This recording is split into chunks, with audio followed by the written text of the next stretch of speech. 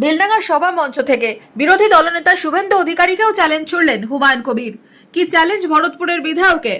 একইভাবে আমি বিজেপিকে সতর্ক করছি, আপনি যখন বলছেন যে কটা মুসলিম এমএলএ জিতে আসবে 26-এ তাদের চ্যাংদুলা করে আপনি নাকি রাস্তায় ফেলবেন, আমিও লিডার অফ দ্য অপোজিশনকে চ্যালেঞ্জ করছি, আমরা জিতে যাব এবং অধিকাংশই আমার দলের যদি 200টা সিটে লড়ি 100টা সিট গ্যারেন্টি জিতে যাব।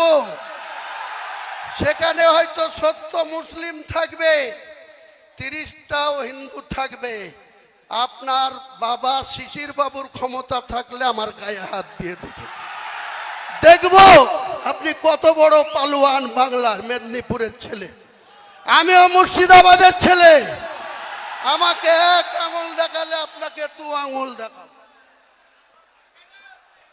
রাজনৈতিকভাবে চ্যালেঞ্জ আপনি অ্যাকসেপ্ট করুন।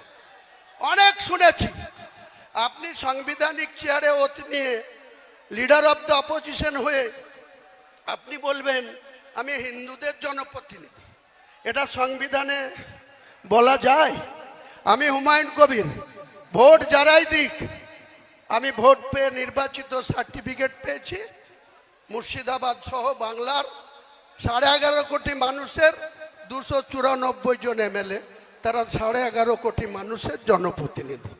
আমি হয়তো বেশি আমার 69 ভরতপুরকে প্রায়োরিটি দিই, কিন্তু আমাদের কর্তব্য বাংলার আপামর সব ধরনের মানুষের জনপ্রতিনিধি হচ্ছে 294 জন।